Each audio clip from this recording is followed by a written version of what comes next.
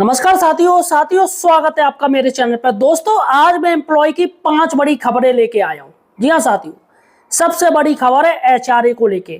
जी हाँ दोस्तों, house rent allowance को लेके।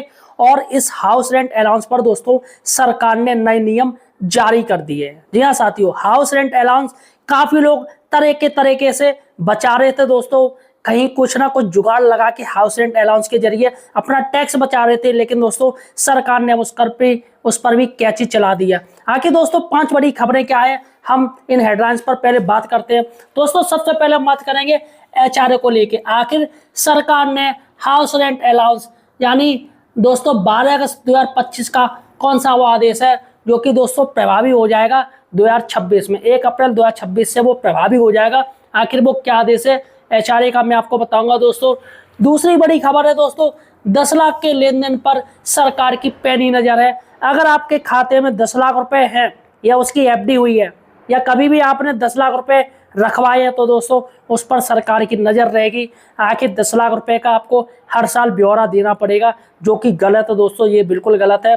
जो कि बूढ़े बाड़े लोग हैं, जो पेंशनर हैं या किसी की एफडी बनी पड़ी है, सरकार को बार बार आपको बताना पड़ेगा 10 लाख रुपए आपने कभी इस्तेमाल किए, कब तक रखे हैं। तीसरी बड़ी बात है दोस्तों, शेयर मार्केट में जो लोग पैसा डालते हैं उनके लिए दोस्तों बहुत बुरी खबर आ गई है। आखिर वो क्या खबर है, केंद्र सरकार ने एक नया कानून बना दिया है जिससे शेयर मार्केट वालों की धज्जियां उड़ चुकी हैं।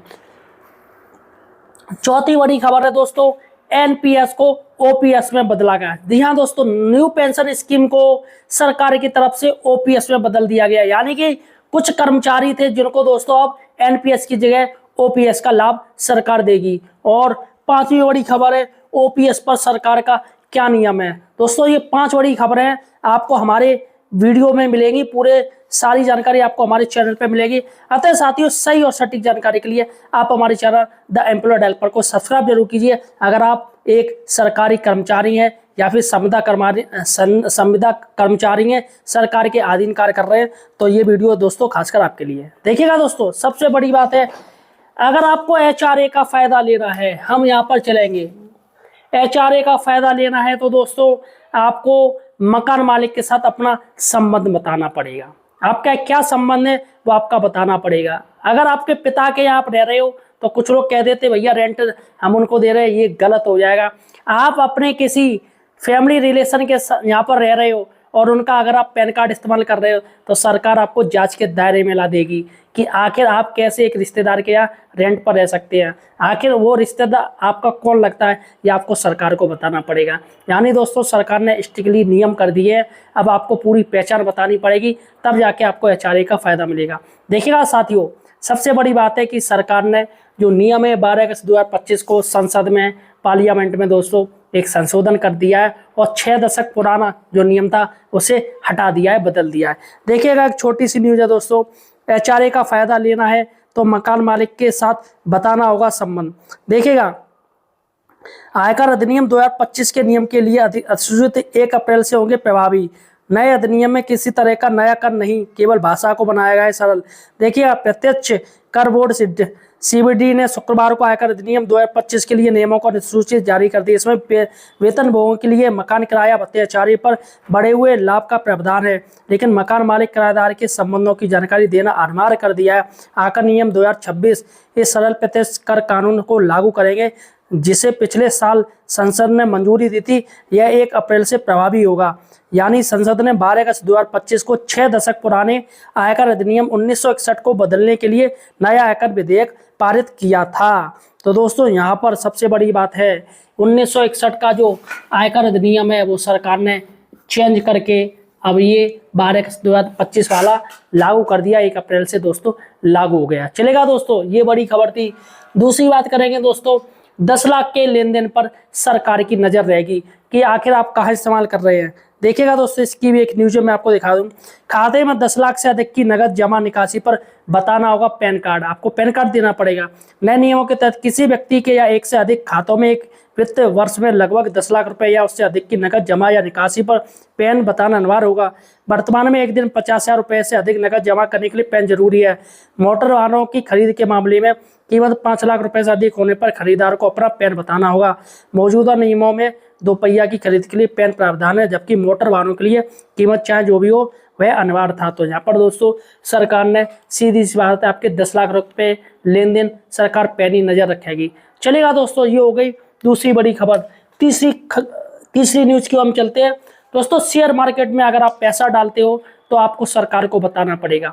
अगर आप 6 महीने की सैलरी अगर आप शेयर मार्केट में डालते हैं तो सरकार को बताना पड़ेगा। 6 महीने की सैलरी का पूरा डाटा देना पड़ेगा।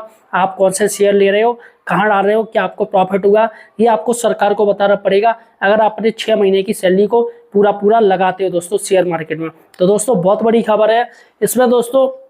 काफ़ी जो टीचर्स है, काफ़ी गवर्नमेंट एम्प्लॉय है जो कि लाखों लाखों रुपए शेयर मार्केट में डालते हैं, उनको लॉस होता है दोस्तों, प्रॉफिट भी होता है। तो चुपचाप ये काम करते हैं, अपने माता पिता के पैन कार्ड पर वो ये खेलते हैं, शेयर मार्केट का अकाउंट खोल रखा है, माता पिता के अकाउंट पे कर रखा है दोस्तों, इसलिए वो टैक्स से भी बच जाते हैं।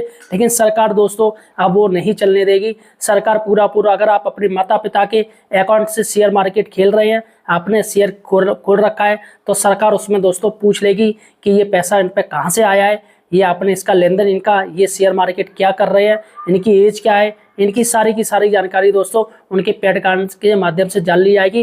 क्या ये कहीं नौकरी कर रहे हैं या इनकी पेंशन आ रही है, अगर पेंशन आ रही है तो इन्होंने कितना पैसा उनकी पेंशन आ रही है।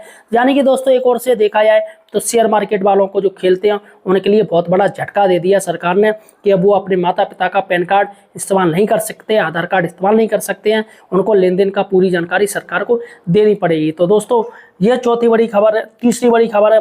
अब दोस्तों चौथी खबर की तरफ बात करते हैं। एनपीएस को बदला ओपीएस में। जी हाँ दोस्तों, ओल्ड पेंशन स्कीम में दोस्तों सरकारी कर्मचारी अब धीमे धीमे सरकार ओपीएस देने के लिए राजी हो रही है दोस्तों। कई कई मामले हैं, कई कई विभाग है जहाँ पर एनपीएस से ओपीएस में आ चुके हैं, कई कई ऐसे विभाग हैं जहाँ पर ओपीएस शुरू हो चुकी है, चाहे वो कोर्ट के माध्यम से हो, चाहे सरकार खुद से देने के लिए राजी हो गई है। देखिएगा दोस्तों एक छोटी सी न्यूज़ देखिएगा, राहत 2400 शिक्षकों के बुढ़ापे की लाठी बनी पुरानी पेंशन। देखिएगा ये न्यूज़ काफ़ी इंपॉर्टेंट है, जो लोग ओपीएस चाह रहे हैं। देखिएगा क्या मैटर है मैं आपको बता दूं, माध्यमिक का ये मैटर है दोस्तों। देखिएगा माध्यमिक एडेड कॉलेज में संविदा पर नियुक्त किए गए शिक्षकों को 19 साल बाद उनका हक मिल सका। उन्होंने अपनी नियुक्ति को लेकर लंबी लड़ाई लड़ी और प्रदेश सरकार ने उन्हें पुरानी नियुक्ति के दायरे में लेकर पुरानी पेंशन देने का आदेश दिया है। इससे प्रदेश में लगभग 2400 शिक्षकों को लाभ मिलेगा। जिले के 52 शिक्षक भी पुरानी पेंशन ओपीएस का लाभ पाएंगे। आदर्श माध्यमिक शिक्षक संघ के जिला अध्यक्ष संतोष उपाध्याय ने बताया, सन 2000 से लेकर 2002 तक एडेड माध्यमिक कॉलेजों में उनकी संविदा नियुक्ति हुई थी, तब उन्हें 5000 रुपये वेतन पर रखा गया था। इसके बाद कुछ समय बाद उन्हें हटा दिया गया। 2003 में संतोष उपाध्याय समेत तमाम शिक्षकों ने हाईकोर्ट से में अपील की, तब कोर्ट के आदेश पर बसपा सरकार ने उन्हें वापस ले लिया। 2007 में सपा की सरकार ने प्रदेश के लगभग 3000 शिक्षकों को सरकारी कर दिया। इसके बाद से वह लोग सरकार से अपनी ज्वाइनिंग की बात को कहते हुए पुरानी पेंशन की मांग कर रहे थे। अब 19 साल बाद सरकार ने पुरानी ज्वाइनिंग को ही सही मानते हुए पुरानी पेंशन देने का आदेश दिया। बरेली जिले में से एडेड कॉलेज में तैनात 52 शिक्षकों को फायदा मिलेगा। प्राथमिक शिक्षक संघ के वरिष्ठ नेता हरीश बाबू, आदर्श माध्यमिक शिक्षक संघ के मंडल अध्यक्ष मीनाक्षी अस्थाना और संतोष उपाध्याय ने सभी संगठनों को आभार प्रकट करते हुए सरकार के फैसले की सराहना करी है। तो दोस्तों यहाँ पर सबसे बड़ी बात है कि ये टीचर्स हैं, इन्होंने मेहनत करी, आज उनको ओपीएस के लिए दोस्तों ये राजी होगी सरकार। इनका एनपीएस कट रहा है दोस्तों, अब एनपीएस से ओपीएस मिलेगा दोस्तों। तो दोस्तों ये बड़ी खबर है। पांचवी बड़ी खबर पर बात करेंगे दोस्तों, ओपीएस पर सरकार का क्या नियम है। देखिएगा दोस्तों ओपीएस पर सरकार का भी फिलहाल कोई स्टैंड नहीं आया है, लेकिन दोस्तों जहां तक क्लियर है आने वाले समय में सरकार एनपीएस को ही दोस्तों ओपीएस में बदलेगी। तो जिन लोगों का ओपीएस चाहते हैं कि ओल्ड पेंशन स्कीम हो, वो अपना एनपीएस जरूर कटवाए, क्योंकि एक कॉकस फंड बनेगा और जितना आपका एनपीएस होगा वो कॉकस फंड बन के ओपीएस में ट्रांसफर हो जाएगा और उसी से दोस्तों आपकी पेंशन का निर्धारण होगा। यानी जितना ज़्यादा पैसा आपका एनपीएस में जमा होगा उतनी ज़्यादा आपकी पेंशन बनेगी, और जितना कम पैसा आपने एनपीएस में दिया होगा उतनी कम आपकी ओपीएस बनेगी। तो फिलहाल साथियों ये स्टैंड क्लियर है, सरकार एनपीएस का ही दोस्तों कॉकस फंड बना के ओपीएस देगी, और ये नियम आप जान लीजिए। काफ़ी लोग विरोध कर रहे हैं, देखिएगा विरोध करना एक अलग बात है, उसका आप कीजिएगा, लेकिन सरकार की जो स्कीम है उसका दोस्तों आप लाभ लीजिएगा। तमाम जो नेता हैं जो विरोध कर रहे हैं एनपीएस का, लेकिन फिर भी वो एनपीएस कटवा रहे हैं। अतः साथियों अगर अभी आपने एनपीएस नहीं कटवाया है तो फौरन कटवाना शुरू कर दीजिएगा। विरोध करना अलग है, वो हमेशा होता रहेगा विरोध ओपीएस के लिए, लेकिन जब सरकार अगर मानती है तो दोस्तों यही एनपीएस फंड ओपीएस में ट्रांसफर होगा। आप काफ़ी सारे जो राज्य हैं, जैसे आपका पंजाब हो गया, पंजाब में भी दोस्तों एनपीएस को ही कॉकस फंड बना के ओपीएस का दिया जाएगा। वहाँ की जो भगवंत मान सरकार है वो यही कर रही है, केंद्र सरकार से पैसा मांग रही है, लेकिन केंद्र सरकार ने देने से मना कर दिया, तो ओपीएस का मैटर उलझा पड़ा है। और आपके हिमाचल प्रदेश में भी कांग्रेस की सरकार है, वहाँ पर भी एनपीएस का पैसा मांगा जा रहा है ताकि उसका एक कॉकस फंड बन के ओपीएस में दिया जा सके, लेकिन दोस्तों वहाँ पर भी उनका मामला अटका पड़ा है। राजस्थान में भी दोस्तों गहलोत सरकार ने शुरू किया था, एनपीएस का पैसा मांग रही थी लेकिन उन्होंने नहीं दिया, तो यहाँ पर दोस्तों उनका भी मैटर चल रहा है। तो कई राज्य हैं दोस्तों जो कि गैर बीजेपी शासित प्रदेश है, एनपीएस दोस्तों उनका कट रहा है और वही एनपीएस को राज्य सरकारें कॉकस फंड में तब्दील करना चाहती हैं। सारा पैसा लेके उसको ओपीएस में डालेंगी और वहाँ से आपकी पेंशन शुरू हो जाएगी। तो फिलहाल साथियों, आप मुझे किस राज्य से देख रहे हो ये मुझे कमेंट सेक्शन में बताइएगा। धन्यवाद।